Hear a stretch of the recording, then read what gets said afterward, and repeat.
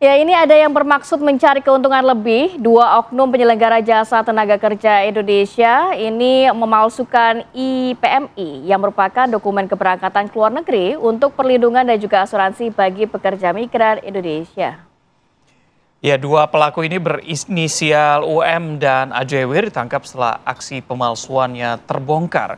Kasus terungkap saat keberangkatan calon PMI ke Oman untuk menjadi terapis. Namun saat petugas imigrasi melakukan pemeriksaan, ada dokumen yang ternyata tidak valid.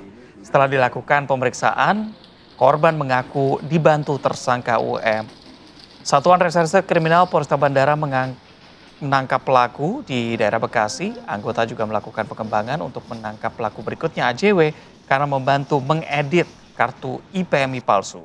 Dua tersangka berikut barang bukti diamankan oleh petugas. Motifnya untuk mencari keuntungan lebih dalam pengurusan dokumen. Para tersangka dijerat dengan pasal 81 junto pasal 69 Undang-Undang Perlindungan Kerja. Pelaku juga dijerat dengan pasal 51 junto pasal 35 Undang-Undang ITE. Atas perbuatannya diancam hukuman penjara maksimal 15 tahun penjara dengan denda maksimal 15 miliar rupiah. Dari nyari lebihan jadi mau nyari untung jadi buntung gitu ya. Nah, itu dia ya. Dan untuk lebih mendalami kasus ini, pemirsa, kami akan langsung berbincang dengan Kanit Krimsus Polresta Bandara Soekarno-Hatta, ada Ibtu Agung Pujianto. Selamat pagi, Assalamualaikum, Pak Kanit. Waalaikumsalam Pak Reza dan Pak Ratih. Baik, Pak Kanit, dari informasi yang Anda dapatkan, modus-modus seperti ini tuh lazimkah dilakukan di Bandara Soekarno-Hatta atau ada modus-modus serupa lainnya, Pak? Baik, untuk modus seperti ini ada beberapa di Bandara Soekarno-Hatta, yaitu dengan Mhm. salah satunya mengedit EPMI, ada juga dengan beberapa memasukkan dokumen lain seperti perjanjian kontrak, kemudian asuransi, dan lain-lain. Ya, Pak Kanit akhirnya bisa membongkar dari sindikat ini seperti apa awalnya, Pak? Baik, untuk awalnya pada tanggal 22 September kami menerima informasi dari pihak KP2MI dan imigrasi bahwa ada penundaan keberangkatan dua calon pekerja migran Indonesia yang diduga berangkat secara non prosedural karena saat dilakukan pengecekan dokumennya salah satunya berupa EPMI ini tidak valid, sehingga kami Hmm. langsung menuju ke launch KP2MI. Setelah itu kami temukan dua calon PMI ini. Kebetulan ada satu orang yang mendampingi atau mengurus dua CPMI tersebut, sehingga kami amankan, lanjut kami bawa ke kantor Polres Bandara Soekarno-Hatta. Setelah kami lakukan klarifikasi, interogasi, bahwa diketahui bahwa dua orang ini diurus oleh salah satu orang dengan inisial UF.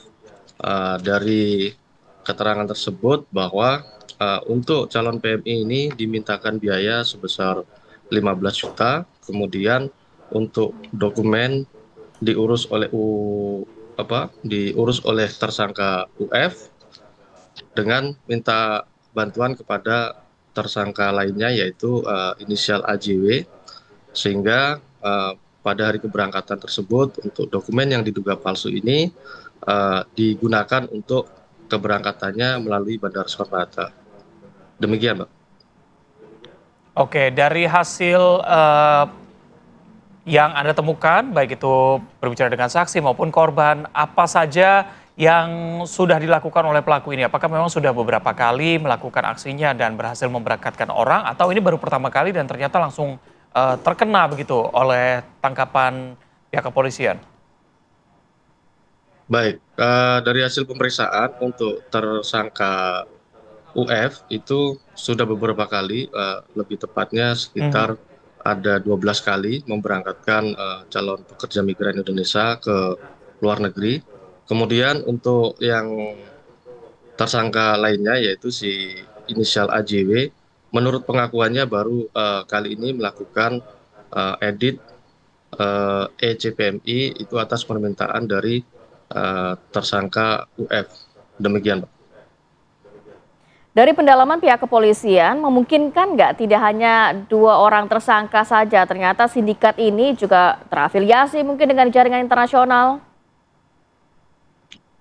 Sampai dengan saat ini hasil pemeriksaan belum mengembang kepada tersangka lainnya, karena memang untuk tersangka UF ini dia langsung mendapatkan permintaan dari